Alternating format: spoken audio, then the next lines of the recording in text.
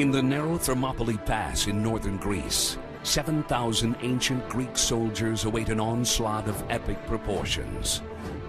They will soon face the largest fighting force ever assembled at the time.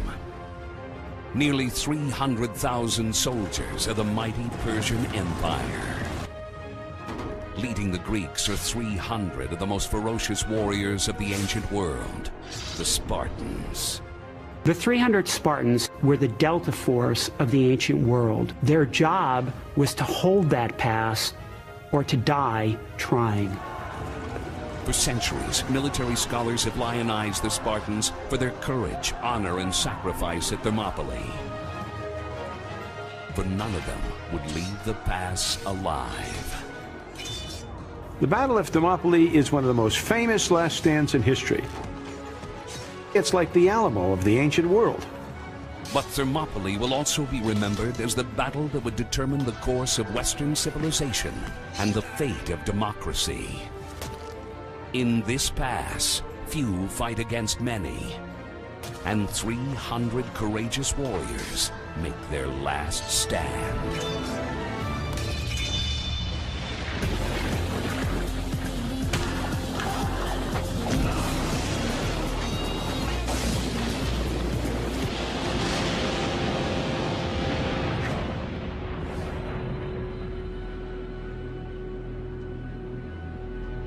In 480 BC, King Xerxes, ruler of the mighty Persian Empire, arrives in northeastern Greece.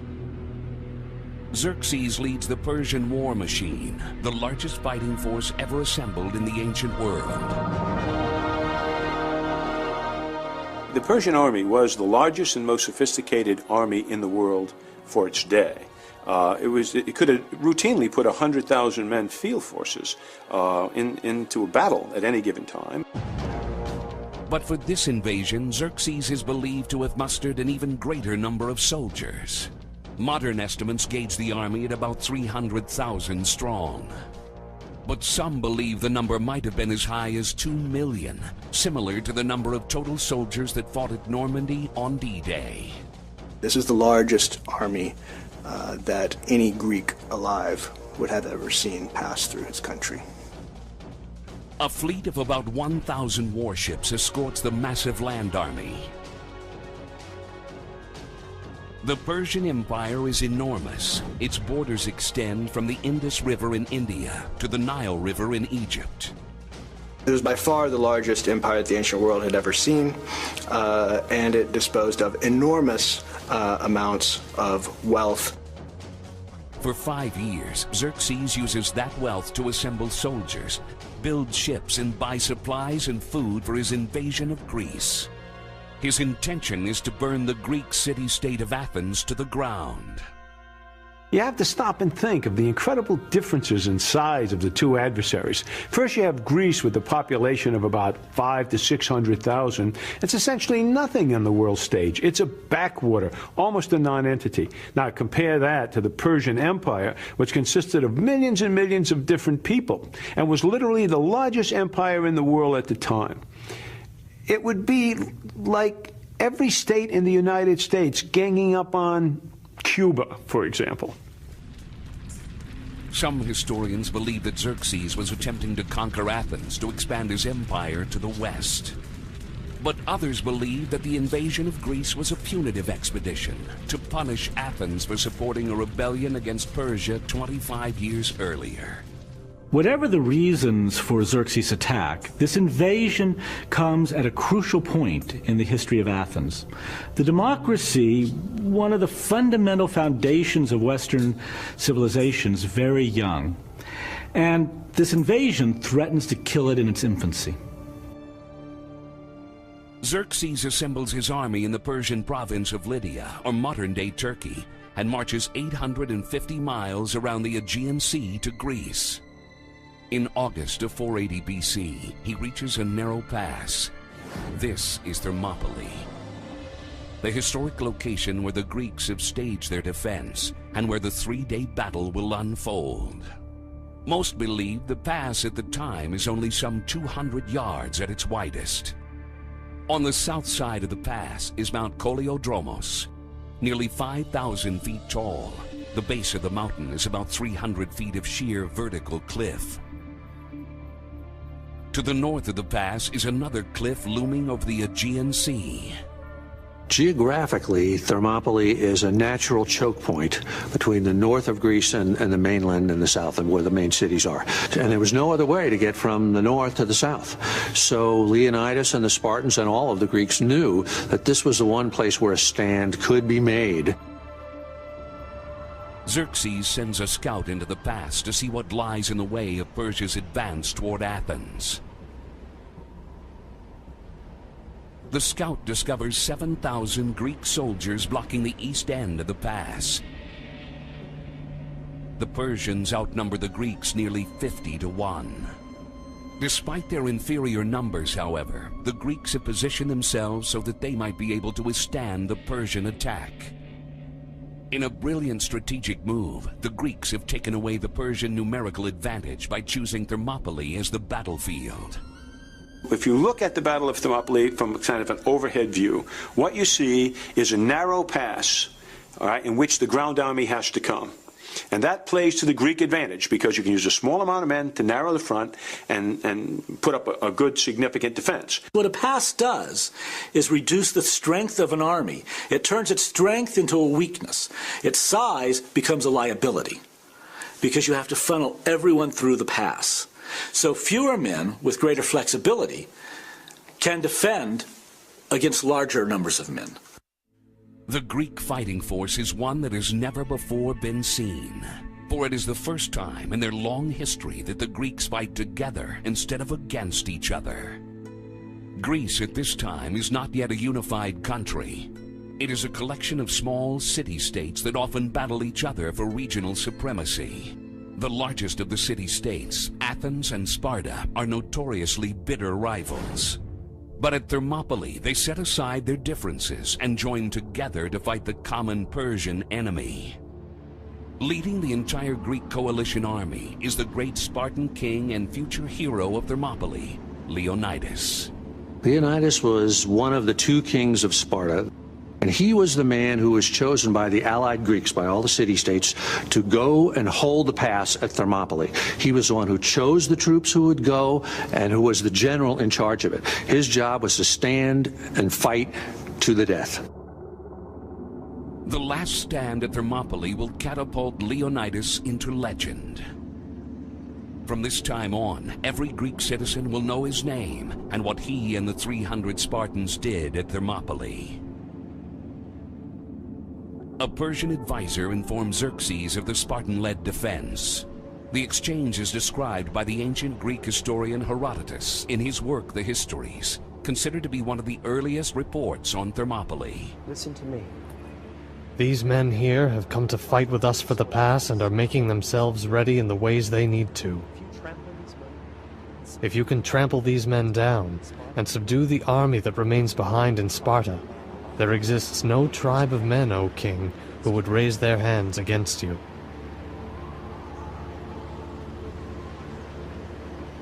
But Xerxes is not only relying on his army to defeat Leonidas and the Spartan-led land defense.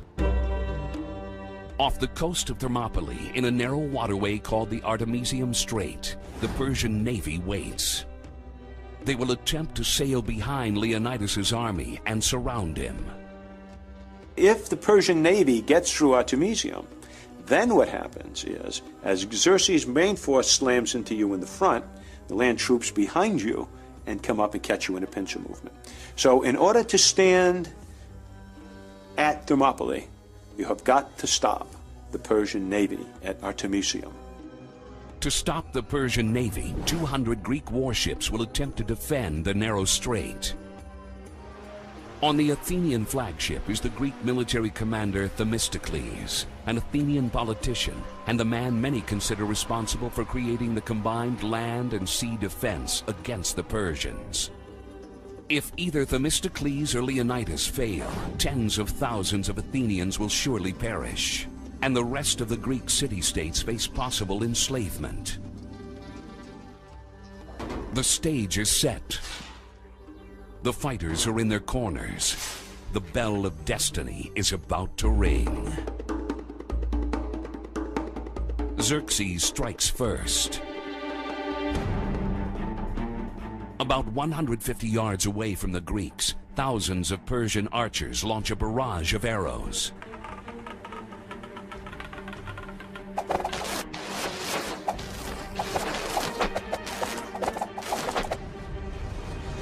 Leonidas and the Spartans have waited their entire lives for this moment.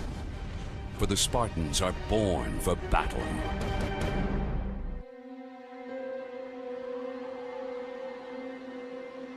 Around 530 BC, 50 years before the battle at Thermopylae, Leonidas is a newborn and faces the first challenge of his military life. A Spartan elder examines Leonidas for defects. At birth, the first act of the state after you were out of your mama's womb was to look at you and say you are fit or you are not fit to live in the society. This was a hardcore warrior society. You couldn't have anybody that might be a weakling or be a weak link. If a baby had any imperfection at all, they didn't allow him to live. The child would be, quote, exposed. That is, there was a sacred hillside where the child would be taken and left there to die. No consideration is given to the feelings of the parents. All that mattered is the benefit of the child to the state. Only two people in the Spartan state could have a tombstone with their name on it. One, a man who died in battle. The other, a woman who died in childbirth. Because both acts were seen as giving your life for the state. And if you reflect on that for a few moments, childbirth, child-rearing is for the state. Not the family, not the individual, it's for the state. While strong babies like Leonidas are spared, many in this warrior cult are left to perish. The Spartans believe that these babies would likely not even survive the unique Spartan training program. One which transforms ordinary boys into killing machines. The Greek historian Herodotus writes that at age 7, every Spartan boy, including Leonidas, is taken from his family and placed in military training camps. The life of a young Spartan boy would strike us as harsh today. Until about age 7, he would be left with his mother mostly. Father would make visits, etc. It would be a kind of a normal boy. At that point, he would be taken into a kind of state system of education. And there they would live a rough military life. Here, young Leonidas will live, train, and learn to kill. When a young boy was taken from his mother at age 7 and entered the agoge, the upbringing, he never did anything except train for the next 12 years until he entered the army. Their education focused on military skills and discipline and toughness. They were often not fed sufficiently, so to be hungry all the time. This would encourage them to steal in order to eat. You were taught not to cry. You were taught to conceal pain. Their whole society was set up to try and strip you of individual identity.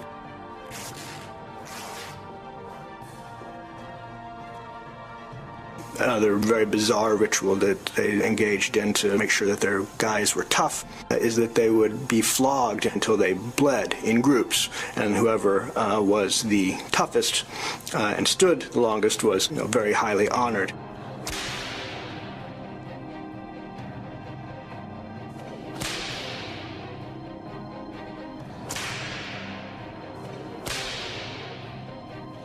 And the families would stand around and yell and scream at the boys, "Don't you pass out, don't you pass out."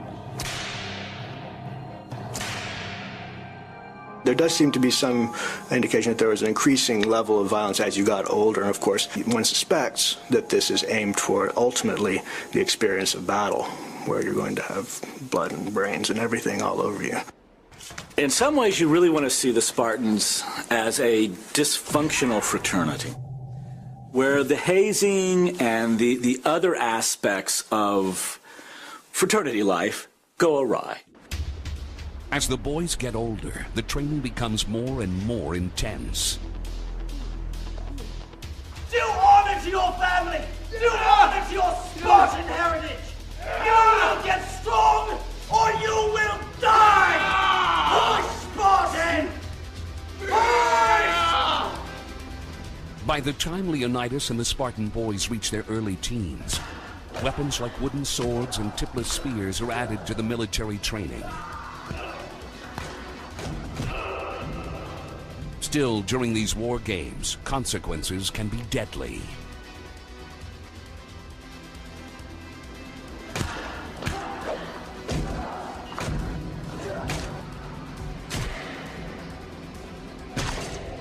The youths were killed in the course of this fight. It's a preparation. You're going to see your comrades and your youth mates being killed. One of the final tests of all young Spartans is also one of the most brutal. Leonidas must sneak out of his barracks at night and murder a local slave called a helot. Think about this for a second. Every culture throughout history has its own version of a male's rite of passage, when a boy crosses that threshold and becomes a man. In the Spartan society, you didn't become a man until you strangled someone to death. The practice of killing a helot is centuries old by the time Leonidas is ready to become a man. The key to this ritual, however, is not the murder itself. What you were not supposed to do was get caught doing it. And you would be punished severely for being caught doing it. Because what the institution was meant to train you in was the art of evasion. The art of being a good soldier. The art of being stealthy. By the time Leonidas is 18, his education is complete. He has survived a Spartan training designed to weed out the weak. He has learned to kill or be killed. He and the other soldiers are inducted into the army. For Spartan parents, this was one of the proudest moments of their lives. It signified the transformation of their son from being a child into being a man. This is especially true of mothers because it validated the sacrifice that they made for the state. She would send her child off at the age of 7 or so to become a warrior. And now at 18, she was sending him off to battle. One of the most telling stories is of a Spartan mother sending her son off to war. And as she was handing him the shield, she would tell him in Greek, "Tauton e epitautos," with this shield or on it. And what this means is come back victorious with your shield, or come back a corpse carried on it. Basically, you either win the battle or you die. Spartan mothers believed in tough love. In this Spartan warrior cult, the women are also renowned for their physical strength.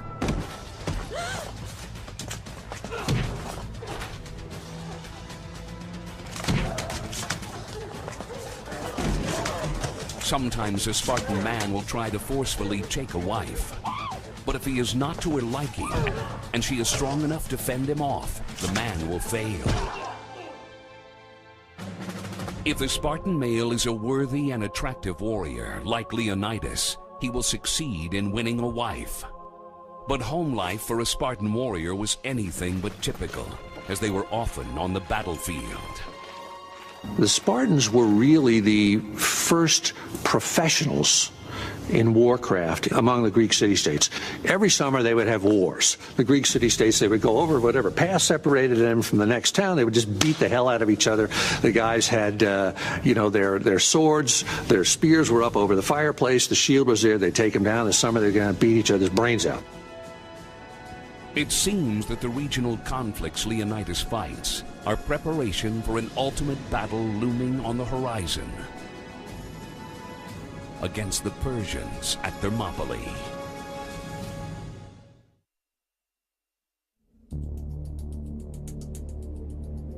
(481 BC), 1 year before the Battle of Thermopylae, a Greek spy discovers that the Persian king Xerxes is mobilizing his army. It is a force many believe to be nearly 300,000 strong. To a Greek eye looking at this, it would look like the whole world was coming down to devour you. The numbers would have been immense. They would have been in the hundred, if not hundreds of thousands. And it really would have looked like the end of the world. Xerxes' intention is to burn the Greek city-state of Athens to the ground. When the Athenians discovered Xerxes' plan and the enormous force he'd put together, they quickly realized they're going to need help. So they sent out a general call to their allies to come and defend Greece. But the call falls on deaf ears. And the reason for that is that nobody has a concept of what Greece as a nation is yet. So remember, what we think of as Greece at the time was just a bunch of city-states who fought each other more often than they fought together.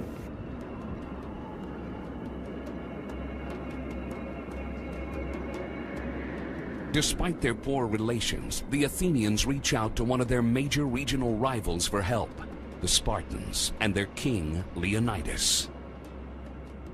By now, Leonidas is a well-seasoned military man. Remember, he has spent his entire childhood enduring the harsh training that all Spartan boys go through to learn how to become a ruthless warrior. And now, he's one of the kings of Sparta. So when the Athenians come and ask for help, they're not stupid. Leonidas is a skilled warrior. But for Leonidas personally, this request from the Athenians, it's going to seal his fate. Before deciding whether to help the Athenians, the Spartans consult an oracle. The Spartans were a very religious people. One of those common ways of interpreting the will of the gods is through oracles, so they were devoted to the oracle at Delphi. Dating back to about 1400 BC, the oracle at Delphi is one of the most sacred Greek shrines. In a temple erected over a small chasm, the oracle greets information seekers by slipping into a trance-like state. Some believe that ethylene vapors emanating from the intersection of three major fault lines deep within the earth might account for the oracle's behavior. Modern scientists, however, have examined the earth beneath the temple, and all studies have been inconclusive. When the question was posed to her by one of the priests, she would babble something pretty much incoherent, and the priest then would take her answer and deliver it to the person who asked. O men of Sparta, either your glorious city will be taken by the sons of Persia, or all Sparta must mourn for the loss of a king as an exchange. A king, a descendant of great Heracles. Leonidas believes he is a descendant of Heracles, and that the gods have chosen him to save Sparta. He tells the Spartan elders that he will help the Athenians battle the Persians. Leonidas comes to believe the oracle is referring to him. His death, his sacrifice, saves Sparta. Leonidas's decision becomes mythical in scope. Yet there might be another reason why Leonidas decides to go to battle. Whether Xerxes himself intended to occupy Greece or not, in the minds of the Spartans, that's what they saw as the threat. So the enemy of my enemy is my friend, and so what happens is they throw in their lot with the Athenians. Moreover, if you're going to have a combined arms defense against the Persians, you might as well have the best soldiers in Greece lead it. Still, the Spartan council isn't fully convinced and allows Leonidas to take only a minimal force. A force of 300. I'm convinced that when the 300 were selected, that the other Spartans, there were about 9,000 others in the army, I'm convinced that they felt like they were being cut out of a great party. That was what they were born to do. And they knew that that would create immortality for them, for their families, for their children, not to mention, of course, saving Greece. Leonidas chooses his finest warriors, but only those who have already fathered sons to ensure their bloodline would survive. Did Leonidas think it was a suicide mission to begin with?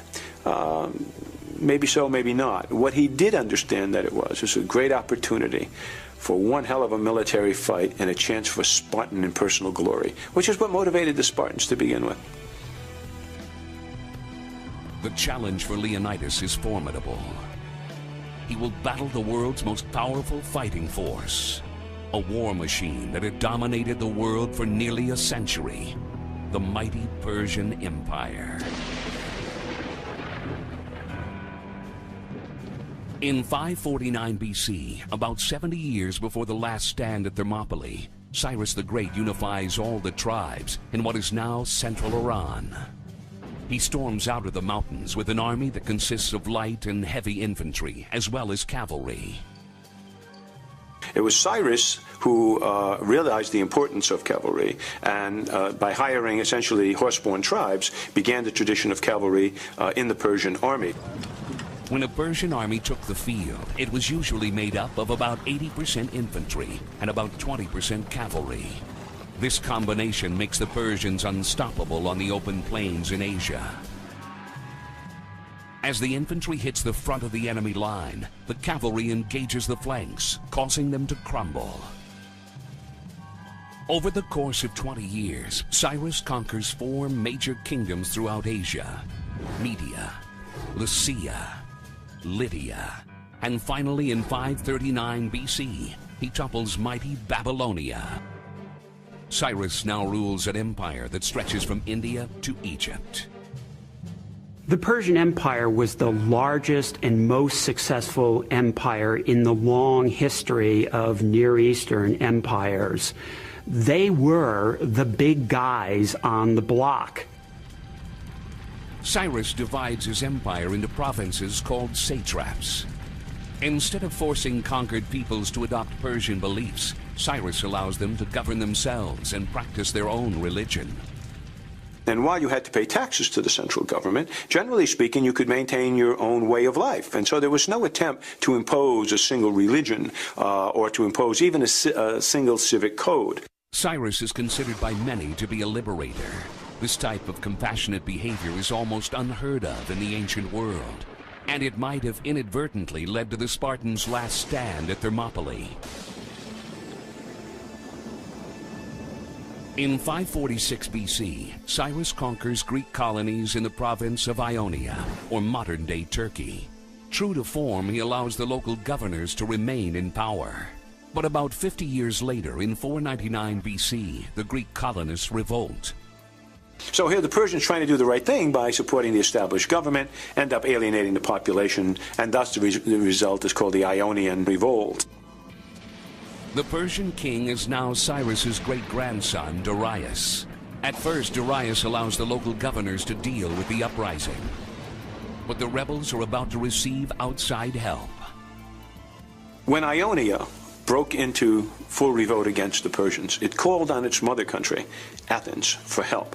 And then the Athenians made, perhaps, their greatest strategic mistake in a century. They sent troops to help the Ionian rebels.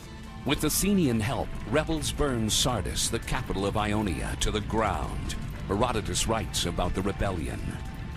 Almost instantly, the fire began racing from house to house until the entire town was on fire. And so Sardis was burned to the ground. In amongst its ruins was a temple of a native goddess, Kibibi. After the Persians saw it in ruins, they would later make it a pretext for burning temples in Greece. The Ionian Revolt is a very, very important event in the history of Greek and Persian relations because it lays at the root of what was to happen over the next almost 80 years and finally bring Athens and Persia into open conflict, something it had not done before. Athens has awakened a sleeping giant. King Darius wants revenge. This really got his goat, and he used to have one of his servants at every meal. Before he would take his first bite of food, the servant would come into his ear and said, "Sire, remember the Athenians." So Darius had vowed that he would pay these guys back. Blood is about to drench Greek soil.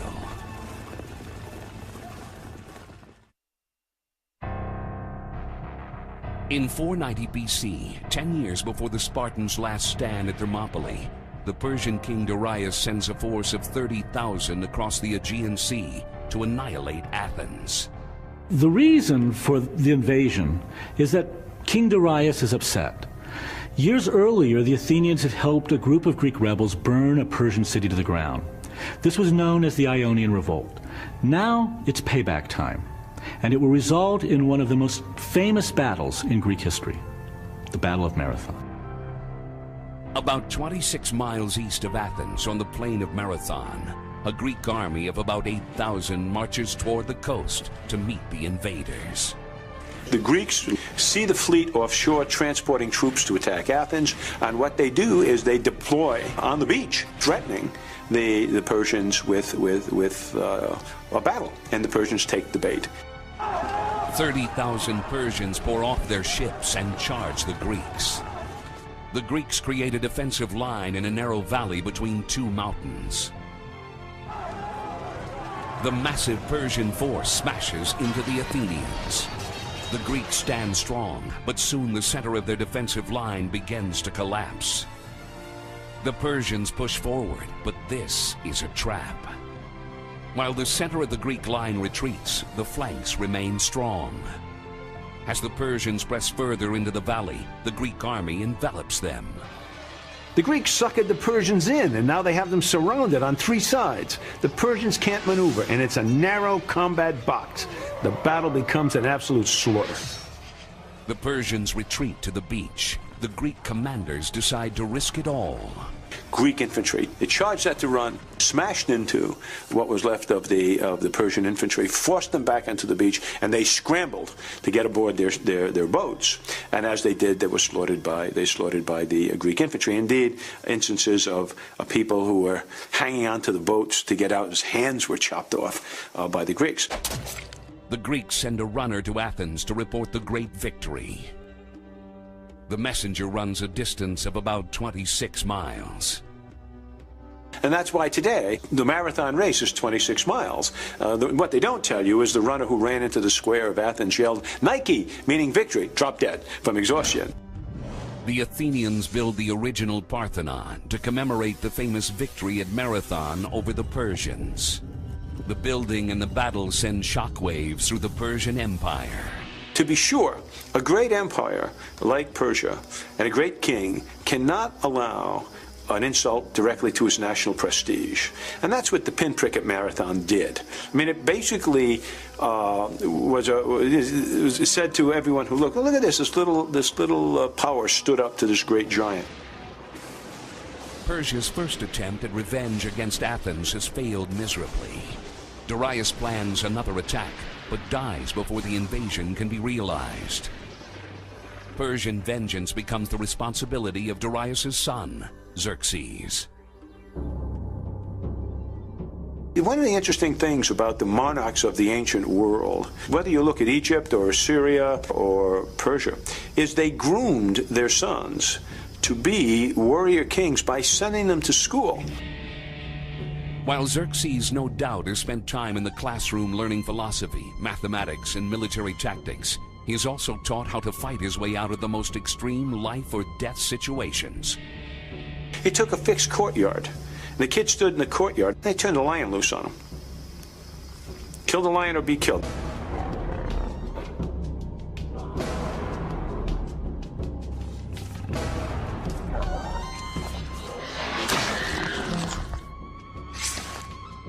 Xerxes' pedigree and training help prepare him to rule the world's largest and most dominant empire. But Xerxes has only one thing on his mind when he becomes king: revenge against Athens. For 10 years, he plans his massive attack. Xerxes was no pick, no hayseed. He was a man who was born to the purple and had been educated as both a warrior and a ruler. And he was a good ruler. I mean, the only reason why we hold it against him apparently in the West is because he attempted burning of Athens. What a terrible thing to do. In 481 BC, when a Greek spy discovers Xerxes' plan, he sees not just a massive army. He sees a people who are far superior technologically than the Greeks. For King Xerxes is about to do the impossible. He's about to walk across water. Xerxes wants to march his army of 300,000 across the Hellespont, a mile-wide waterway that connects Asia to Europe, just south of the Black Sea. If they were going to do this entirely by land, they would have to walk around the Black Sea, which would add about 2 years to their march and would require them to conquer a whole other sets of people. To get his massive force across the Hellespont, Xerxes orders his engineers to build a mile-long pontoon bridge made of old transport ships. At the time this was going on, there was a transition in the design of ships. New ships were coming online. Lots of old ones, old cargo ships were available at cheap money. They were simply bought and strung together.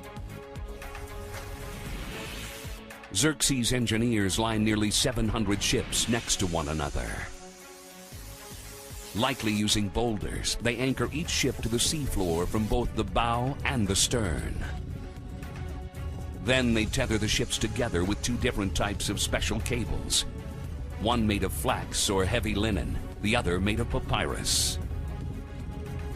Now, when we think of papyrus, we usually think of paper, but the Egyptians had come up with a way to turn the sticky center of the papyrus plant, called the pith, into a strong, durable rope. And this is what Xerxes' engineers tethered the ships with, the papyrus rope and the linen ropes. This is the high-tech part of this whole operation, these long cables that would reach over a mile.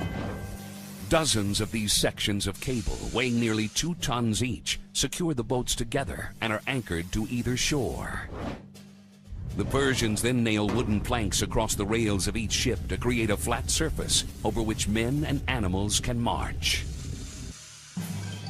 It was a remarkable engineering feat, and it would have, again, on the Greeks on the other side, it would have given pause. Because these are not a people who simply have a large army. These are a people who understand the principles of engineering. The Persian army crosses the bridge and begins the march around the Aegean Sea. Nearly 3 months later, Xerxes and his Persian force of 300,000 arrive in northern Greece. Thanks to the Athenian spy, however, the Greek coalition has already established 2 lines of defense. The first is in the southern part of the peninsula, at the Isthmus of Corinth, to defend the city-states on the Peloponnese, including Sparta. The other is the advance team in the north, at the Thermopylae Pass. Here, the Spartan king Leonidas leads a coalition army consisting of 300 Spartan warriors and 7,000 soldiers from other Greek city-states. Off the coast, the Athenian general Themistocles leads the Greek navy and prepares to face off against the Persian fleet in the narrow Artemisium Strait. The Battle of Thermopylae is at hand.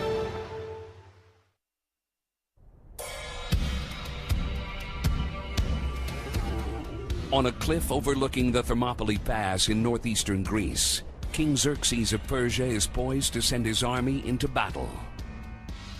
Xerxes has marched nearly 300,000 men, accompanied by 1,000 warships, around the Aegean Sea with the intention of sacking the Greek city-state of Athens.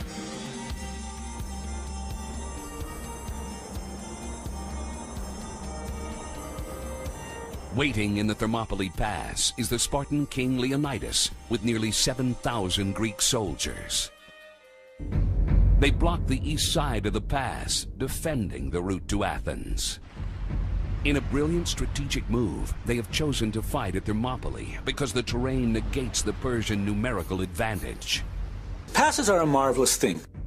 One might ask, for example, why has Switzerland never been invaded? Because of passes. One man with a rifle can hold a division down if the pass is narrow enough. In the ancient world, you can't fight with any more men than you can hit front on front. So if you can narrow that front on front to a few hundred men or a few dozen men, then a number of 100 men can hold up 100,000 men.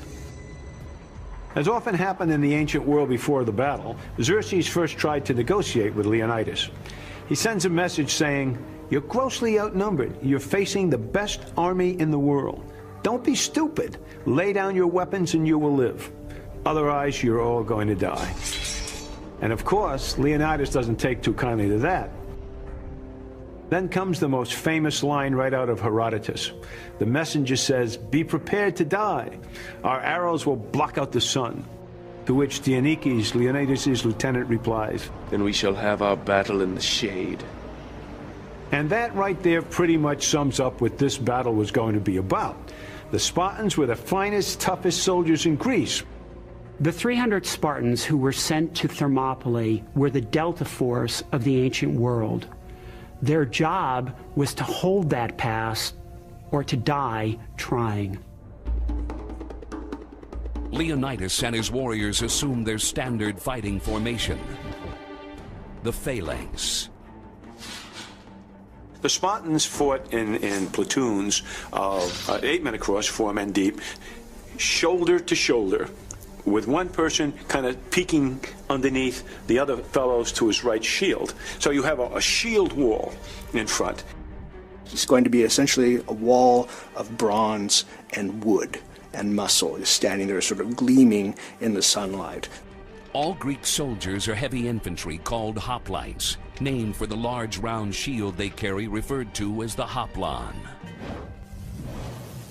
Made from a concave piece of wood and covered with a thin sheet of bronze, the shield is about 3 feet in diameter and weighs up to 20 pounds. The hand grip of this shield came in about the 6th century BC, and it was called the Argive grip, and it revolutionized warfare. Older shields were gripped by a single handle in the middle. On the Argive shield, the soldier passed his arm through a leather loop in the middle and held onto a handle near the rim, giving him more leverage. So you grab the end of the shield, and the center of the arm held it. Now, if you think about what you can do with that shield, much more force can be applied. The Spartans were known for painting personal images on their shield's face. There's a story of the Spartan who had a fly, a life-size fly, on his shield. And when his friends asked him why, he said he would get so close to the enemy that fly would look like a lion. King Xerxes fulfills his promise to block out the sun.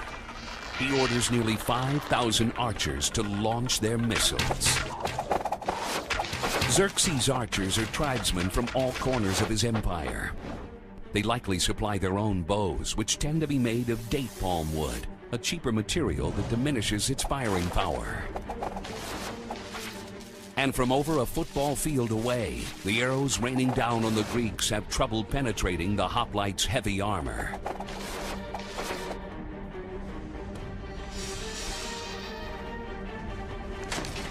The arrows are bouncing off shields, bouncing off helmets, doing almost no damage. Largely because unless you took one in the eye, there's almost no place where an arrow could penetrate.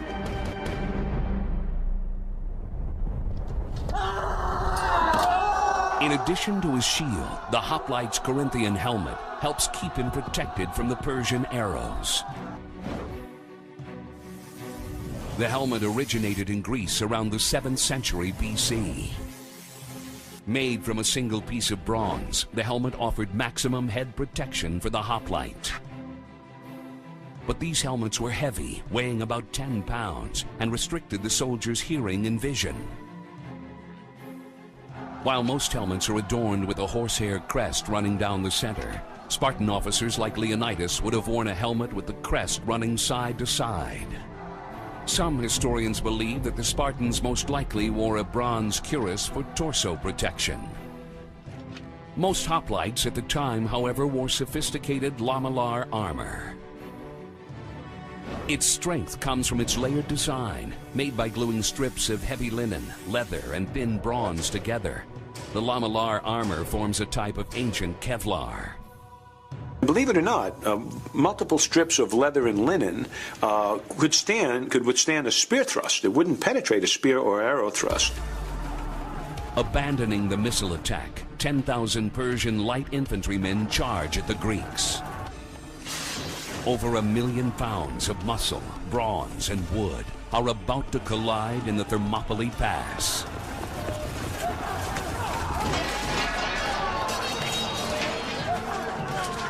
Inevitably, this mass crashes into the Greek phalanx, and it just doesn't move. I mean, it's just too heavy, it's too thick. The pressure from the back is holding it forward. The Greeks stop the crushing charge. Now they go on the offensive.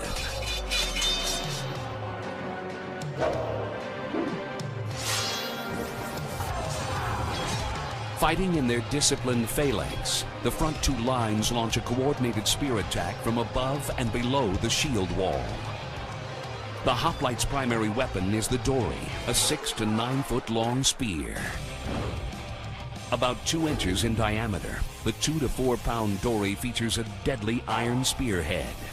On the back of the spear is an iron butt plate, which provides balance and gives the hoplite a second weapon with which to kill.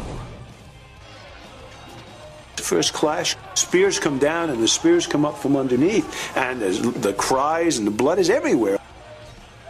It probably killed 1,000 men, and most of the wounds would have been fatal. They would have been delivered to the chest or the face. The hoplite's secondary weapon is the xiphos, a 2 to 3 foot long double-edged iron straight sword, made specifically to thrust and hack at the enemy. But the Greeks would only use this if they lost their spear, or if the phalanx broke rank, which did not happen often. The fighting rages on and off for most of the day. What mostly happens is what we call battle pulses. The two sides would hack at one another and bang at one another for a few, maybe sometimes only a few seconds, 10, 20 seconds, then they'd break off again. Okay? Maybe the other side would drop back a little bit and these guys would move forward again. So it was not a continuous battlefield experience. It was not a continuous combat. It can't work that way. The Persians are easy targets. They wear little or no armor and carry flimsy wooden shields. The Persian light infantry are not designed for this kind of battle. They're built for speed, to attack disorganized tribal armies on the open plains of Asia. Stuck in the narrow pass, the Persians are unable to maneuver. They also cannot utilize their cavalry. The steepness of Mount Koleodromos on one side and the Aegean Sea on the other prevent a Persian cavalry flanking maneuver. If you look at the two Greek battles that we study most often, which is Marathon and Thermopylae, what you'll see is the brilliance of Greek commanders in selecting terrain where the Persians could not bring their cavalry to bear. At Marathon, they never got it off the ships, and even if they did, it wouldn't make any difference because the Greeks had wedged themselves into a narrow front. And same at Thermopylae. Cavalry would have been totally useless. With each battle pulse, more and more Persians are slaughtered. There is no mercy, only death. And it was just carnage the first day. The Spartans formed up shoulder to shoulder like a great rock and let the waves of the Persians just break on them. The Persians began to get the message that maybe it wasn't such a great idea to launch themselves in wave after wave against these guys, each one of whom had the equivalent of our very best special forces training. At the end of the day, the 300 Spartans and their Greek allies kill any remaining Persians. Leonidas understands the tactical situation, and after the first day of fighting, he understands I've won exactly what I set out to do. I'm holding up one of the largest land armies ever to attack Greece. I've got it funneled up here, and so far, they can't do anything to stop it. But at the same time the land battle is being fought, the Persians are trying to gain access to the rear of the Greek defenses. By sea. A great naval battle between the Greeks and Persians is bloodying the Artemisium Strait.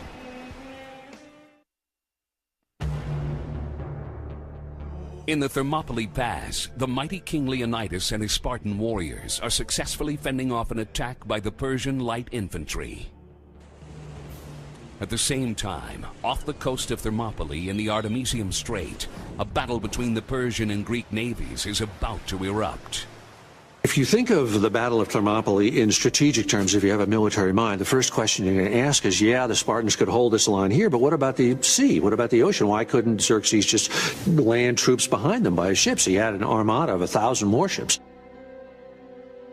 The reason is the Athenian navy. They are based here at Artemisium, while the Persians are based across the strait at Aphatai. The Persian goal is to break through the Greek line, sail down the narrow 6-mile-wide Artemisium Strait, and land troops behind Leonidas and his Greek warriors, surrounding them.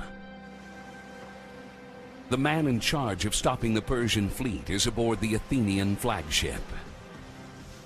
He is considered by many to be the mastermind behind the land and sea defense against the Persians, and is widely regarded as one of the ancient world's most brilliant military tacticians. He is the Athenian, Themistocles. When most people think of the Battle of Thermopylae, they immediately think of the 300 Spartans or they think of Leonidas. But really, the unsung hero of the battle, the man who made it all happen, was Themistocles. Themistocles, in a way, was the Winston Churchill of his day. He was a great Athenian politician with great foresight for the coming struggle and a profound military thinker. If it weren't for him, there would have been no Battle of Thermopylae. The Persian navy attempts to surround the Greek fleet. They send 200 of their 1,000 ships southeast around the island of Euboea. By sailing around Euboea, the Persian naval commander is going to try to avoid wasting his energies with a direct assault. He figures the Greeks are not stupid enough to attack him, so he'll wait at his base until the smaller force sails around the island and surrounds the Greek fleet.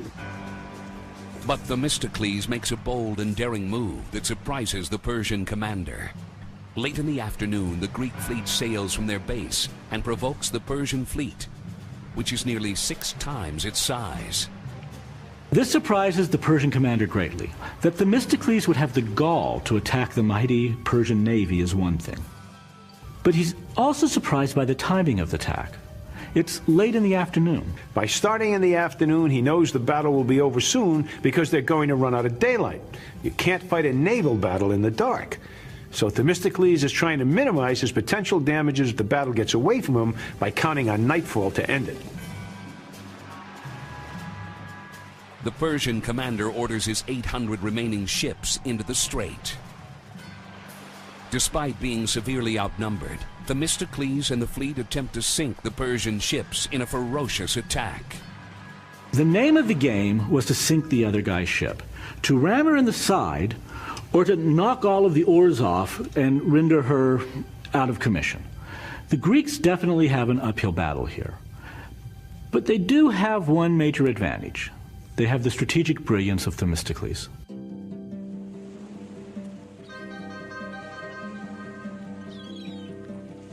Themistocles is born the son of a merchant. If this had been earlier in Greek history, Themistocles would have been relegated to a lower status.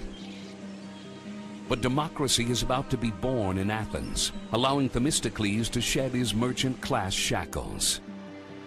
Because of its natural harbor, Athens develops a strong seafaring tradition and becomes both an economic and naval force in the Aegean. Many Athenian males, including Themistocles, become expert seamen, able to navigate the treacherous Greek coasts. While Themistocles' naval training would no doubt shape his future, it is on land in the Athenian government where he might have learned some of his most valuable lessons. What Themistocles learned growing up in a developing democracy was the art of manipulation and political strategies. These were not cutthroat politics like, say, in Rome, where people were literally killed. What Themistocles did was use his intelligence and guile to position himself in the government where one day he could be extremely influential. It is these skills that will ultimately help him create the Athenian navy, which he will need to battle the mighty Persians. Around 490 BC, 10 years before the last stand at Thermopylae, Athens owns only about 100 warships. Themistocles knows this is only a fraction of what the Persians can muster. He knows this because he witnessed the Persian force up close and personally at Marathon. Themistocles was one of the generals who had been at the Battle of Marathon, and there he had seen Persian tactics firsthand. So he was an experienced military man. He took away a different lesson from Marathon than the other Greek generals did. The other Greek generals saw it as a triumph of ground forces over navy. What Themistocles learned at Marathon was that you cannot use ground forces on the ground unless you have naval support. Themistocles knows that after their humiliating loss at Marathon, the Persians would seek revenge and be back to finish what they had started. And he knows they won't make the same mistake twice. He believes the Persians will come by land and sea and bring many more soldiers and ships. What Themistocles saw was a synergy between naval forces and ground forces. That is, the Navy could only support ground forces as long as the coast was friendly. The ground forces had to make the coast friendly. Themistocles knew the Persians could not sustain an army in mainland Greece if they weren't able to supply it by sea. So if you had naval power, a significant naval power, and made yourself the dominant naval power in the Aegean, you could render the Persians impotent. Thus, he concluded, the future for Athens rested not in increasing the size of her ground force, which was fairly significant anyway, but in point of fact, to increase her navy. The problem Themistocles faces is that no one believes him. Both the Athenian generals and the general public are plagued by an overconfidence in the Athenian army and a denial about Persia's return. Themistocles lived every day of his political life as if, we've got to deal with this now, we've got to deal with this now. And there were a couple strategies that Themistocles followed that probably saved the Greek world. First, he must convince Athens that they need to invest in the navy. Perhaps more importantly, he must find the money with which to do it. He gets lucky in 483 BC, 3 years before the last stand at Thermopylae. In the Athenian district of Laurinium, miners discover a new vein of silver.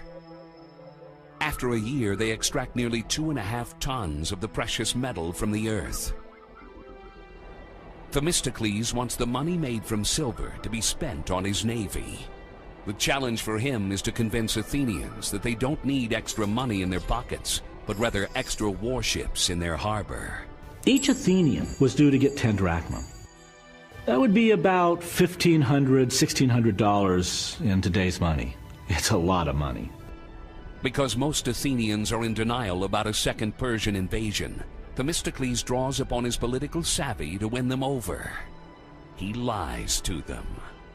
Themistocles misleads the Athenians into thinking that a small rival island off the coast of Athens called Aegina poses a threat to the safety of Athenian merchant ships. Finally convinced, Athenians allow Themistocles to invest in the navy. Greek civilization might be saved by a lie. What historians might call a lie or an untruth, a politician would call a clever misdirection of the populace to achieve a greater end. And that's what Themistocles did. He knew if he told the truth that the populace would never go for it. So he had a nice little ploy, a little story, a little cover story, and it worked. Themistocles gets his ships. Athenian warships at the time are called triremes. The trireme is about 90 feet long by about 18 feet wide. Most of it is likely built of pine, a common Mediterranean tree. The best analogy of a trireme was she was a light boat that was more like a racing scull. It was not a heavy boat. And why? Because the object was to ram, and so the lighter it was, the faster you could make it go. Built for speed, the hull of the trireme is open. The deck consists of 1 or 2 planks of wood running lengthwise, upon which the ship's commander and about 4 Marines would stand. Despite possessing a small sail, the trireme is mainly powered by between 170 and 220 oarsmen, arranged in 3 banks of oars, one above the other. The front of the trireme is shaped like a rounded prow. The prow is probably made of heavier cedar, then covered with brass or copper, enabling the ship to ram enemy vessels. The fastest a trireme has ever been marked, and we've reconstructed them, in a 2,000-meter run is 15 knots. But on balance, that's a fast pulse in order to ram. By the time the Persians reach Thermopylae and Artemisium a year later, the Greeks have added over 100 additional ships to the fleet. Still, the Persian fleet outnumbers the Greek fleet nearly 6 to 1. Themistocles is about to discover whether his efforts to build the Athenian navy had been in vain.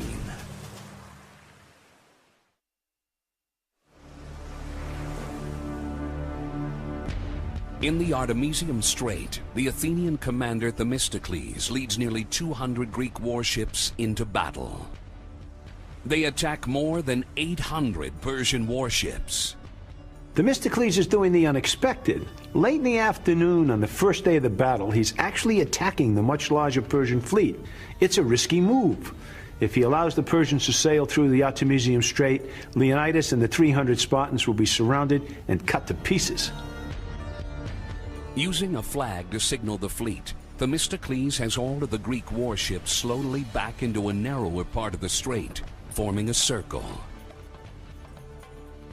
At a second signal, the Greek fleet rushes from their formation and attacks the Persians.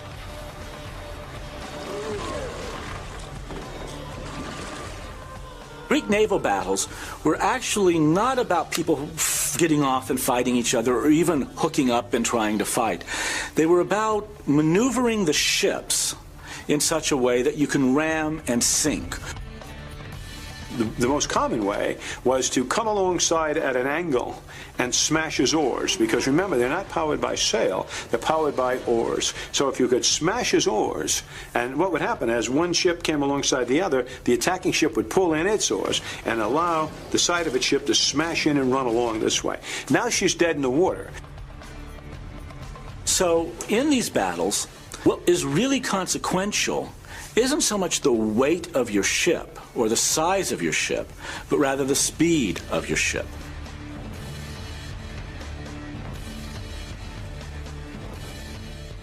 In the confined space at Artemisium, the smaller Greek fleet inflicts damage upon several Persian ships. They also capture 30 enemy vessels and take many prisoners. We're not exactly sure why the Greeks fared so well that first day at Artemisium. The Greeks and the Persians all had the same types of boats. Everybody had triremes, so nobody would have necessarily had any speed advantage. Whatever the reason, it is a great psychological victory for the Greek navy. And because Themistocles began his attack late in the day, he knew the battle would not last long, ensuring his potential losses would be minimal. This has got to be a complete surprise to everybody. The Persians certainly weren't expecting to lose to the smaller Greek fleet, and I don't think the Greeks were expecting to come out so strong. And I think that's one of the reasons why Themistocles started this thing so late in the day. So you've got Themistocles winning the battle at sea, and of course Leonidas and the Spartans are winning the battle on land. On this first day of battle, Xerxes has been shocked and embarrassed by Themistocles and the Athenian navy, and has lost nearly 10,000 infantrymen to Leonidas and the Spartans. After the first day's battle at Thermopylae and Artemisium, the Persians have been very roughly handled by the Greeks. They are back in their camp that evening, licking their wounds, and Xerxes is wondering what he is going to do about this. As night falls, a tremendous storm erupts, and the Persian soldiers are further harassed by thunder, wind, and rain. So you have to imagine the flashes of lightning illuminating the wrecks on the sea and the dead bodies. So very disconsoling night maybe for the Persians. They probably weren't getting as good a sleep as they had wanted. They were going to need it for the next day's battle. The Persian fleet that has been sent around the island of Euboea is caught in the storm. The Aegean swallows all 200 ships. It is an omen that the Persians cannot ignore, and one the Greeks happily embrace. For the next day will bring more bloodshed.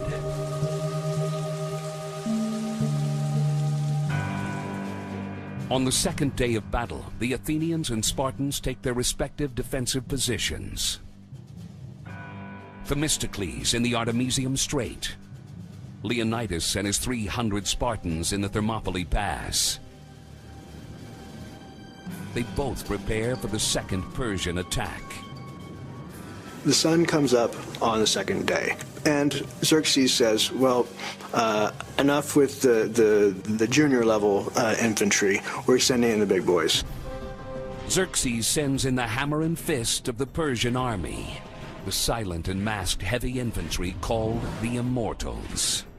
Xerxes decided to send in the A-team, the Immortals. He believed that once the Immortals were put into action, that would end the resistance immediately. Here come 10,000 men, assembled in a rectangle, in essence. Boom, boom, boom, boom, right to you in silence. No matter what happens, they come right at you. They wore no helmets, but they had what's called a tiara on their head. The tiara was a wrapped cloth, but very thin cloth that they could see through. 10,000 strong. They were called immortals because when one man retired or died, he was immediately replaced by another. The armies stand some 50 yards apart in the Thermopylae Pass. The Persians, faceless and mute. But silence is not part of the Spartan psychological strategy.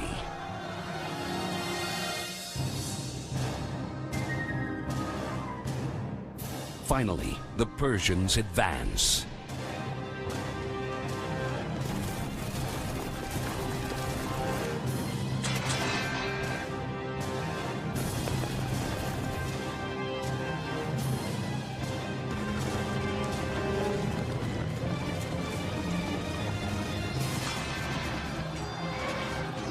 Silently, the immortals slam into the Greek line. As on the previous day, the 300 Spartans and the Greek soldiers hold fast.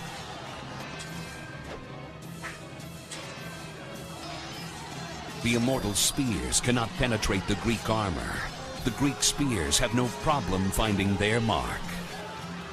The immortals wear thin scale armor beneath their tunics, but these overlapping metal scales are no thicker than playing cards. Powerless against the strength and precision of the Spartan dory. Persian shields are made only of wicker. That worked very well if you were simply warding off javelins, dagger thrust, or if you were warding off arrows. But a wicker shield, compared to the Greeks, of course, which was a brass or bronze shield, the spear of the Greek infantry could easily pierce the wicker shield. So, man for man, company for company, platoon for platoon, they were no match for the Spartans in close combat.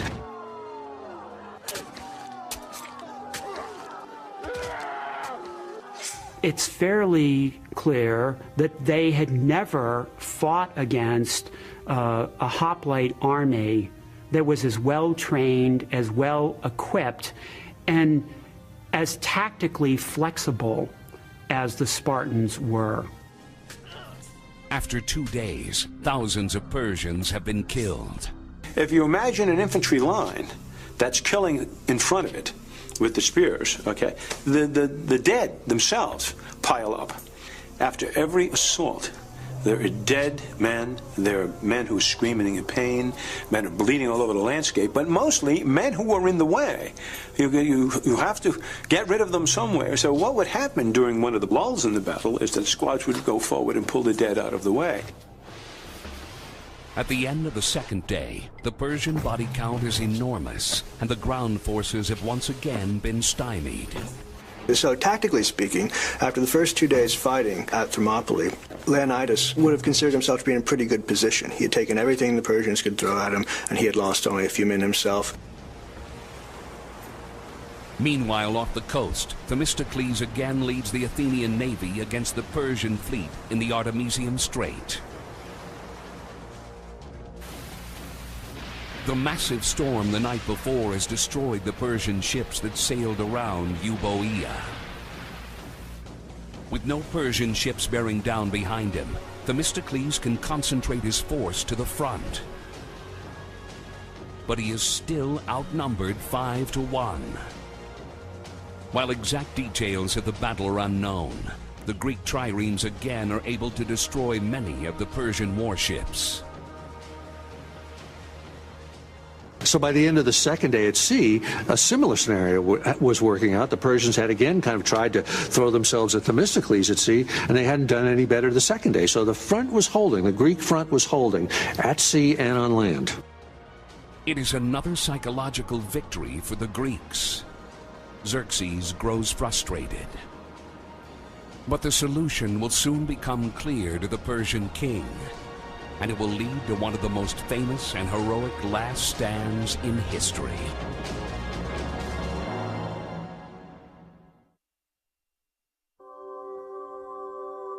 "7,000 Greek soldiers, led by the Spartan king Leonidas and his elite group of 300 Spartan warriors, block the narrow Thermopylae Pass in northeastern Greece. They are here to prevent the Persian army, the largest land force ever assembled, from destroying the Greek city-state of Athens. You're stuck with the cork in the bottle, and you got to get the cork out of the bottle. What had happened till now, they tried a light infantry attack and suffered badly. And so they crossed with their best troops, which was the heavy infantry, and suffered just as badly. So now what to do? Things are getting a little dicey. The army is being held up. It has to eat every day. It's consuming supplies. It's getting nowhere. The answer is to find a way around the Spartan position. Xerxes discovers the answer. A small trail leads from the Persian camp around Mount Koleodromos and continues behind the Greek line. Historians are unsure as to when Xerxes had become aware of the pass. Some believe that a Greek spy had informed him after the second day of battle. Seeing that he cannot penetrate the stiff Greek defense, and knowing his food supply is running short, Xerxes decides to use the pass. What he did is at the nightfall of the second day, after the heavy infantry attack had failed in the center, began under the cover of darkness to move 10,000 men up that road and to flank the Spartan position. But this pass was not unknown to Leonidas. Before the first day of the attack, Leonidas had stationed 1,000 men at the top of the pass.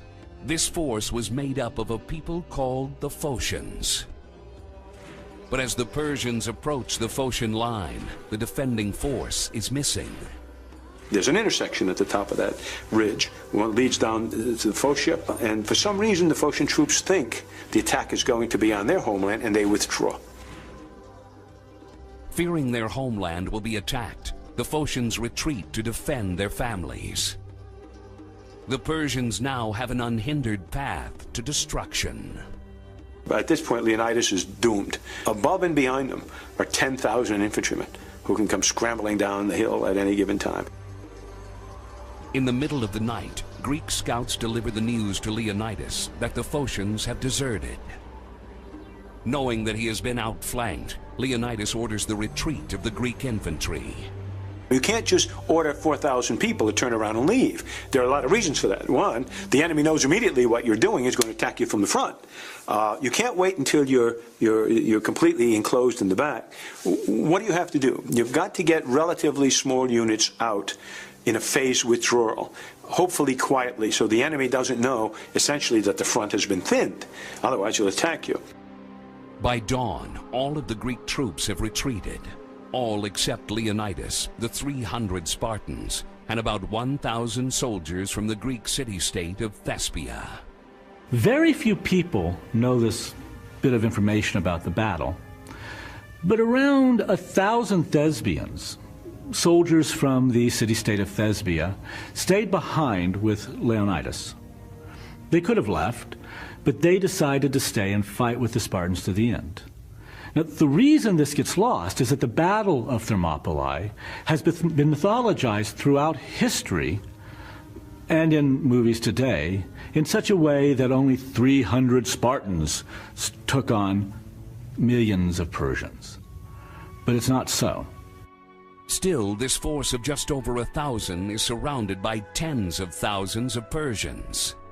Leonidas and his men are about to make their last stand. There was a great moment when the Spartans were going forward to the front lines to die, and their allies were going back to live. And that, to me, is in many ways the most emotional moment of the fight. So the question is, why did he do this? Why did he do this? Why didn't Leonidas pull his groups out and go with them? Okay, and I think there are a couple of answers to that. Some people will say he was fulfilling the prophecy of the oracle.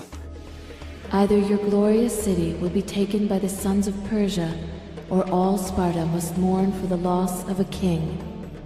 The sacrifice in his mind is about saving Sparta.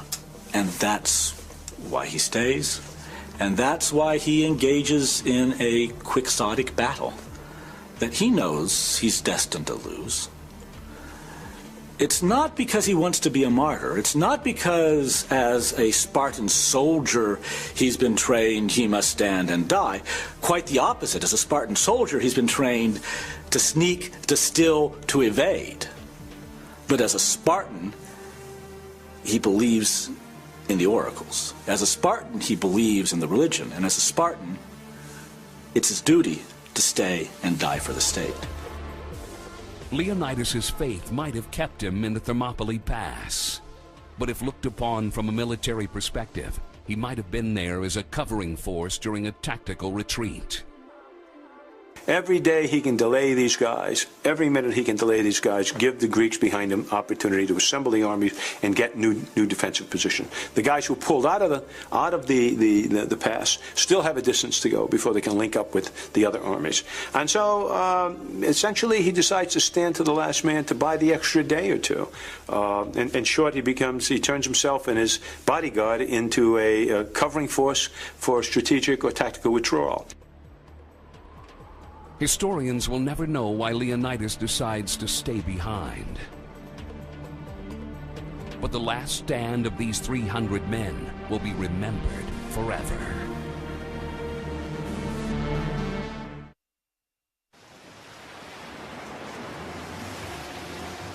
After 2 days of failing to penetrate the Greek defenses at Thermopylae, the Persians have discovered a way to surround the pass.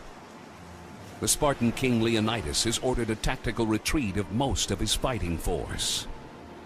While only about 1,000 Greek troops remain, including 300 Spartans, Leonidas is trapped by tens of thousands of Persian soldiers. Leonidas is making his last stand at the Thermopylae Pass, and for 2 days he successfully repelled the Persian advances. But now the Persians have him trapped. They've finally figured out how to outflank him, and they've got him exactly where they want him. Despite this knowledge, the Spartans calmly prepare for battle. A Persian scout watches. The Persian scout saw the Spartans exercising in the nude and pouring the oil on themselves afterward and cleaning themselves and arranging their hair, their long hair, and combing it out. The Persians look at that and don't understand. They look at that and they see vanity, or they look at that and they see bathroom behavior. They don't know that the Spartans are preparing their bodies for death. Cleaned and prepared for battle, the Spartans take the field one last time. These were professional warriors. This is how they define themselves. This is how their status in the society was defined. My guess is they would have welcomed the battle in the same way that Custer probably welcomed the battle. You know, that is to say, we're outnumbered, but we're better guys. They would probably welcome the battle from a psychological and social perspective. Herodotus describes the final battle. On the one side, the barbarians around Xerxes were marching forward. On the other, the Greeks around Leonidas, perceiving that they were about to exit the stage and die, advanced much further than they had before into the wider part of the pass. Indeed, knowing that death was coming for them with those who were moving around the mountain, they showed against the barbarians all the strength they possessed, and fought like madmen devoid of care for anything but the moment. We can't be certain what happened during the battle, but I'm sure that after the Persians had attacked from both front and back, the Greeks broke ranks and the phalanx fell apart.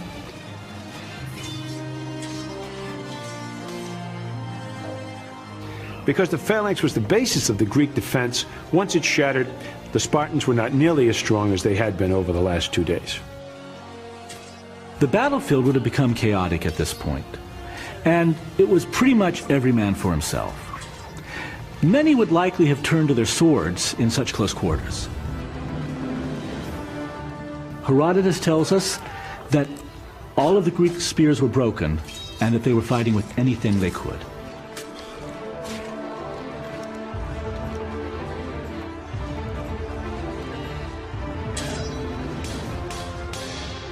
Herodotus mentions the bravery and valor of a few of the Spartans by name. In addition to Leonidas, there was his lieutenant Diomikes, who seems to have stood out in the battle. But despite the valiant effort and the years of intense and brutal military training, it would only be a matter of time before these soldiers of the Spartan warrior cult were slaughtered.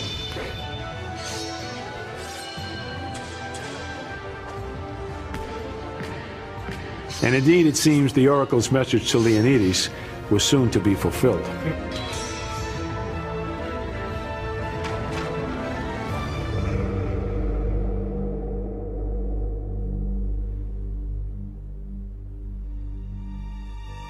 Herodotus writes that at some point early in the battle, Leonidas is struck by Persian arrow fire.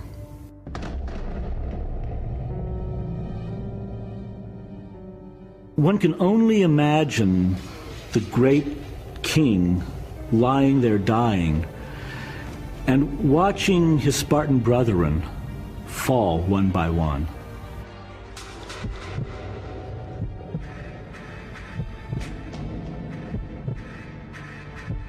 Leonidas fell in this fight, having shown that he was a man of quality, like the heroes of old.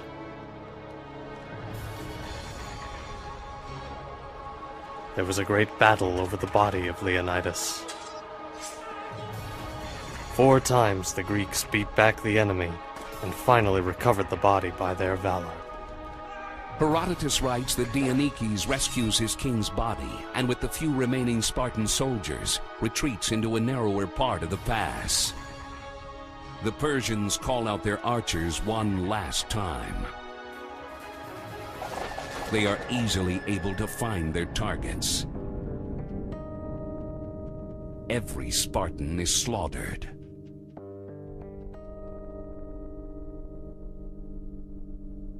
After the massacre, Xerxes walks the battlefield.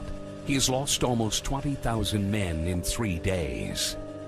He orders his soldiers to be buried so that the rest of his army will not be demoralized by the sight of rotting corpses.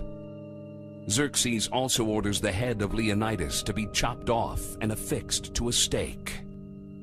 In this catastrophe, what do we find that's good? And the answer is the heroic death of people who held the pass so that their comrades may live, to buy time for their country. And it's a great heroic story. It's exactly the kind of thing that they would remember. In the same way that we tend to remember in our culture those men and women who die while performing heroic sacrifice and win the Medal of Honor. And we hold it up as an example to the next generation. If this happens to you, this is what we expect you to do. The Greeks do the same thing. Xerxes now has a clear path in front of him. The Greek city-state of Athens is doomed. Leonidas and the 300 Spartans are dead. There is nothing standing between the Persian king Xerxes and Athens. He marches in force through the pass of Thermopylae, essentially scattering Greek forces before him. Some of the Greek city-states that have been allied with Athens now go over to the Persians out of self-interest. Off the coast at Artemisium, Themistocles again holds off the Persian fleet, but this time sustains significant casualties and loses some of his fleet. But because of the collapse of the Greek land defense, there is no longer any reason for Themistocles to defend the strait. He leads the surviving fleet south to regroup and fight another day. Knowing the burning of Athens, the cradle of democracy, is inevitable, the Athenians had visited the oracle at Delphi seeking her guidance. Why do you sit, you who await doom? Flee to the furthest parts of the earth. Zeus, the all-seeing, gives to you a wooden wall, the only thing to be indestructible, a benefit to you and your children. As usually happens with oracles, the meaning is cryptic. And there are lots of Athenians who believe that the oracle is telling them to stay behind the walls of the Acropolis.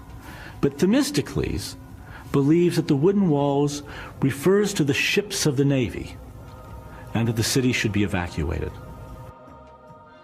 2 months after the last stand at Thermopylae, Xerxes fulfills his promise to avenge the burning of the Ionian capital Sardis and the loss at Marathon. It has taken 20 years, 2 major cross-continental invasions, and the loss of tens of thousands of lives, but Xerxes finally burns Athens to the ground. But the great loss of lives is averted. The only fatalities are those who refuse to abandon their temple and their god at the Acropolis.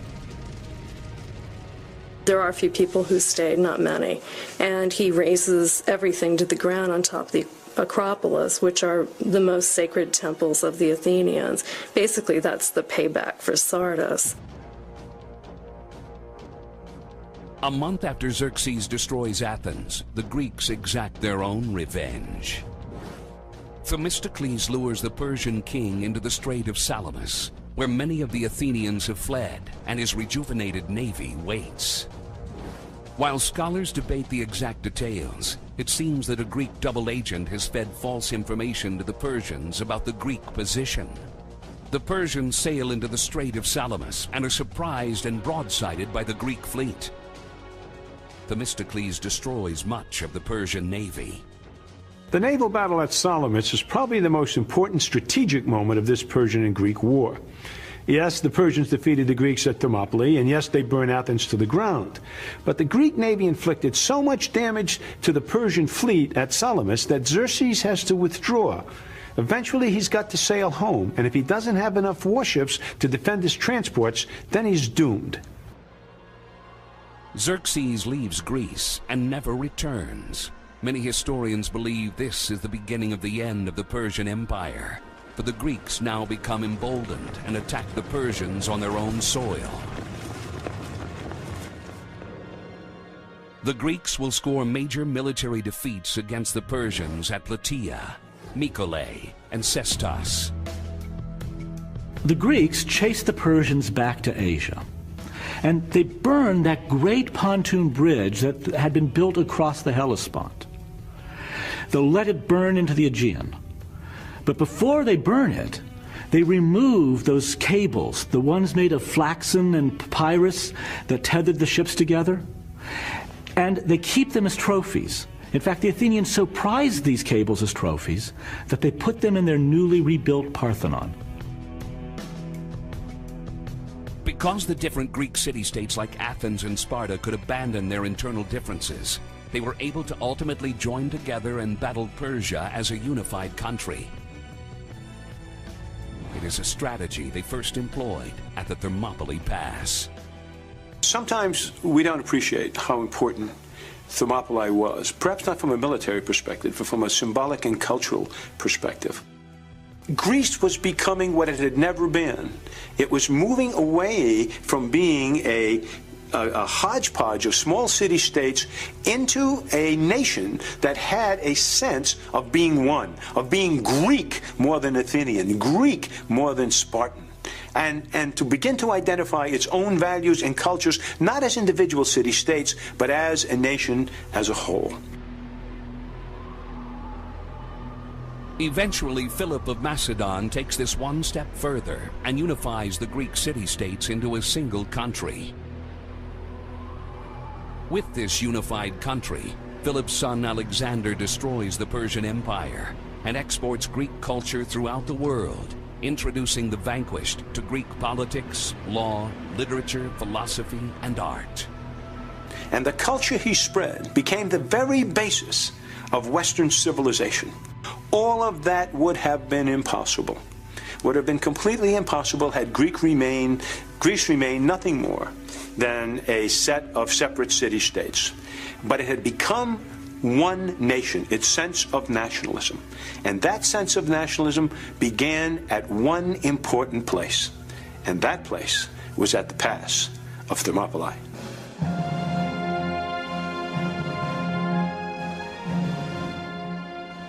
It was a last stand for Leonidas and the 300 Spartans. Soldiers who stayed behind and fought to the death, while their Greek brethren escaped to fight another day. Wars are won by breaking the will of your enemy to fight on. And at Thermopylae, Leonidas and the Spartans began to break the will of the Persians. It would take another 150 years, but the memory of the 300 Spartans will eventually spur the Greeks to victory over the Persians. If the Persians had been victorious, democracy would have been stopped in its tracks. And it is, I think, inconceivable that democracy would have arisen anywhere else in either the Near East or the Greek world. And that would have been the end of democracy. For centuries, military scholars have examined the Spartans' last stand, where few stood against many, and death was the ultimate sacrifice. While many still admire and cherish this Spartan heroism and bravery, what is perhaps more important is what the battle did for Western civilization.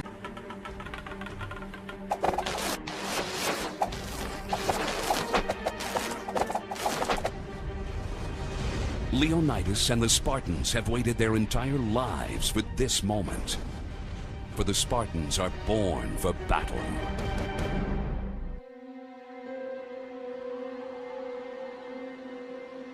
Around 530 BC, 50 years before the battle at Thermopylae, Leonidas is a newborn and faces the first challenge of his military life. A Spartan elder examines Leonidas for defects. At birth, the first act of the state after you were out of your mama's womb was to look at you and say you are fit or you are not fit to live in the society. This was a hardcore warrior society. You couldn't have anybody that might be a weakling or be a weak link. If a baby had any imperfection at all, they didn't allow him to live. The child would be, quote, exposed. That is, there was a sacred hillside where the child would be taken and left there to die. No consideration is given to the feelings of the parents. All that mattered is the benefit of the child to the state. Only two people in the Spartan state could have a tombstone with their name on it. One, a man who died in battle. The other, a woman who died in childbirth. Because both acts were seen as giving your life for the state.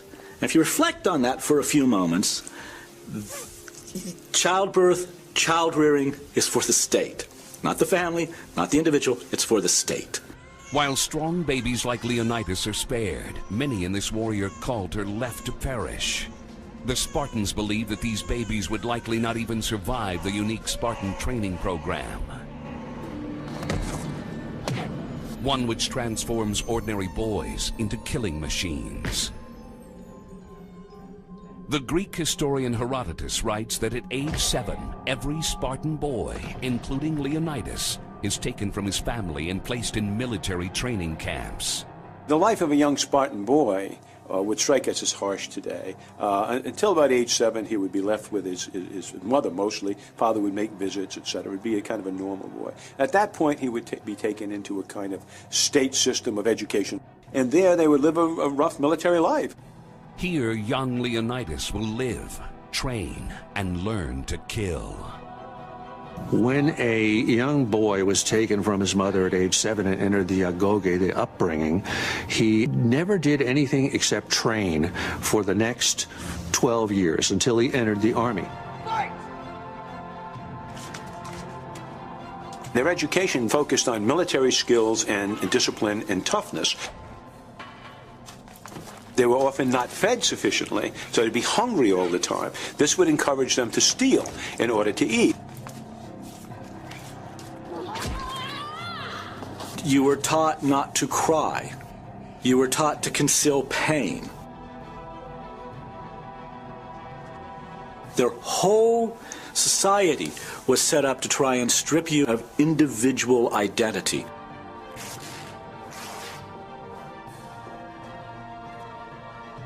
Another very bizarre ritual that they engaged in to make sure that their guys were tough is that they would be flogged until they bled in groups, and whoever was the toughest and stood the longest was very highly honored.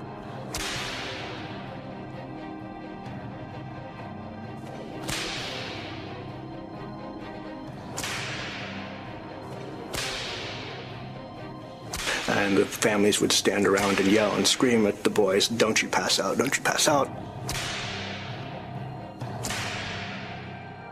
There does seem to be some indication that there was an increasing level of violence as you got older, and of course one suspects that this is aimed for ultimately the experience of battle, where you're going to have blood and brains and everything all over you. In some ways, you really want to see the Spartans as a dysfunctional fraternity, where the hazing and the other aspects of fraternity life go awry. As the boys get older, the training becomes more and more intense. Do honor to your family! Do honor to your Spartan heritage! You will get strong, or you will die! Push, Spartan! Push! By the time Leonidas and the Spartan boys reach their early teens, weapons like wooden swords and tipless spears are added to the military training. Still, during these war games, consequences can be deadly.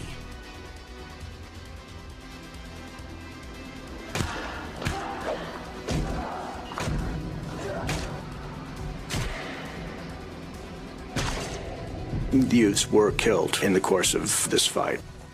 It's a preparation. You're going to see your comrades and your youth mates being killed. One of the final tests of all young Spartans is also one of the most brutal.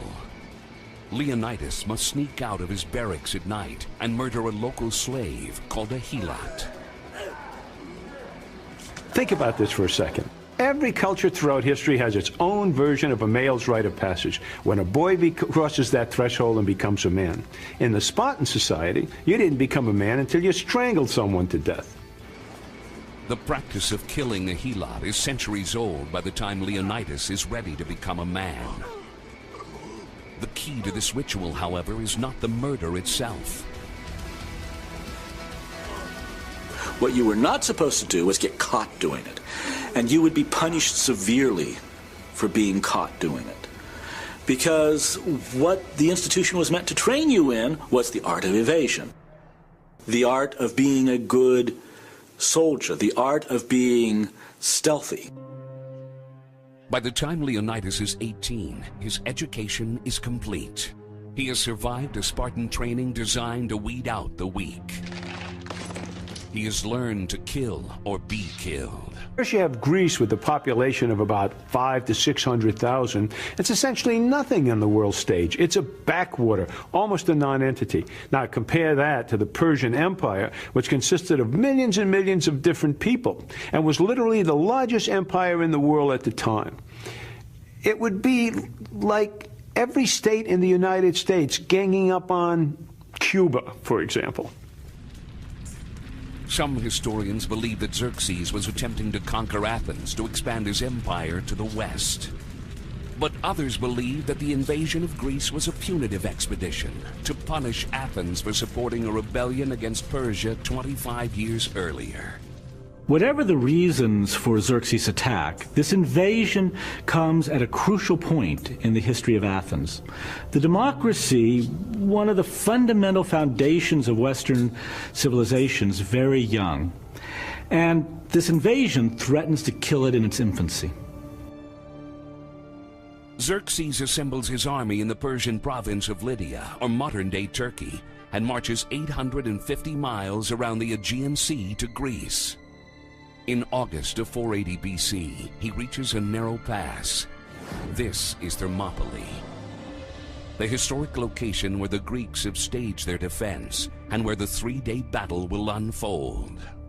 Most believe the pass at the time is only some 200 yards at its widest.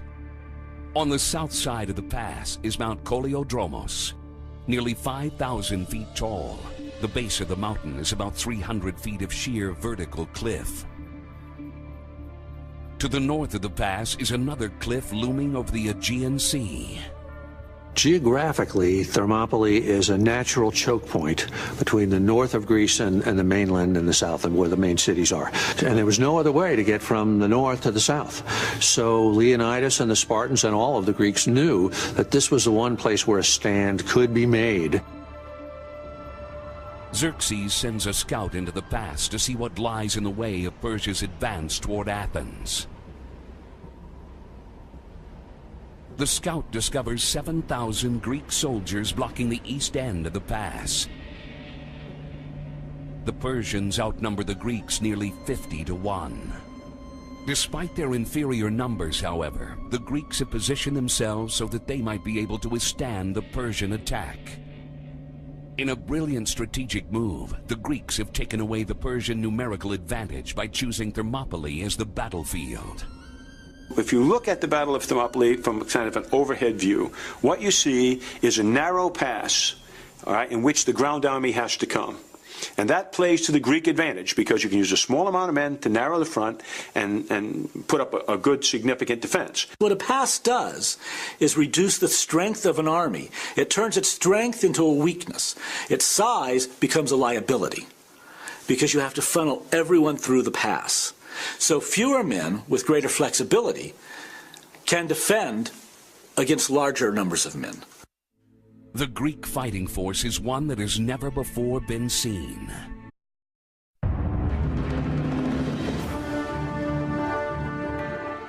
In the narrow Thermopylae Pass in northern Greece, 7,000 ancient Greek soldiers await an onslaught of epic proportions. They will soon face the largest fighting force ever assembled at the time. Nearly 300,000 soldiers of the mighty Persian Empire. Leading the Greeks are 300 of the most ferocious warriors of the ancient world, the Spartans. The 300 Spartans were the Delta Force of the ancient world. Their job was to hold that pass or to die trying.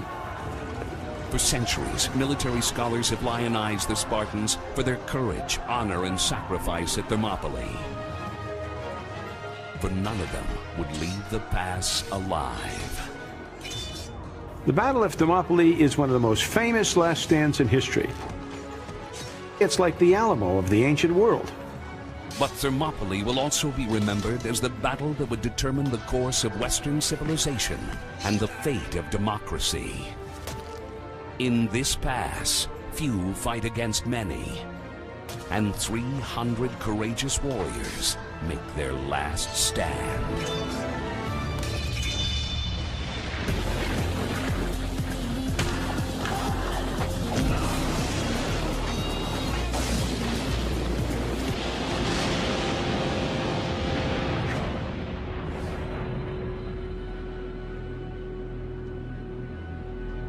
.480 BC, King Xerxes, ruler of the mighty Persian Empire, arrives in northeastern Greece.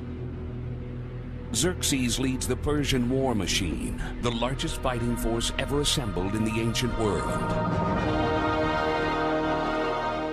The Persian army was the largest and most sophisticated army in the world for its day. It could have routinely put 100,000 men field forces into a battle at any given time. But for this invasion, Xerxes is believed to have mustered an even greater number of soldiers. Modern estimates gauge the army at about 300,000 strong. But some believe the number might have been as high as 2 million, similar to the number of total soldiers that fought at Normandy on D-Day. This is the largest army that any Greek alive would have ever seen pass through his country. A fleet of about 1,000 warships escorts the massive land army. The Persian Empire is enormous. Its borders extend from the Indus River in India to the Nile River in Egypt. It was by far the largest empire that the ancient world had ever seen, and it disposed of enormous amounts of wealth. For 5 years, Xerxes uses that wealth to assemble soldiers, build ships, and buy supplies and food for his invasion of Greece. His intention is to burn the Greek city-state of Athens to the ground. You have to stop and think of the incredible differences in size of the two adversaries. For it is the first time in their long history that the Greeks fight together instead of against each other. Greece at this time is not yet a unified country. It is a collection of small city-states that often battle each other for regional supremacy. The largest of the city-states, Athens and Sparta, are notoriously bitter rivals. But at Thermopylae, they set aside their differences and joined together to fight the common Persian enemy. Leading the entire Greek coalition army is the great Spartan king and future hero of Thermopylae, Leonidas. Leonidas was one of the 2 kings of Sparta, and he was the man who was chosen by the allied Greeks, by all the city-states, to go and hold the pass at Thermopylae. He was the one who chose the troops who would go and who was the general in charge of it. His job was to stand and fight to the death. The last stand at Thermopylae will catapult Leonidas into legend. From this time on, every Greek citizen will know his name and what he and the 300 Spartans did at Thermopylae. A Persian advisor informed Xerxes of the Spartan-led defense. The exchange is described by the ancient Greek historian Herodotus in his work, The Histories, considered to be one of the earliest reports on Thermopylae. Listen to me. These men here have come to fight with us for the pass and are making themselves ready in the ways they need to. If you can trample these men down and subdue the army that remains behind in Sparta, there exists no tribe of men, O king, who would raise their hands against you.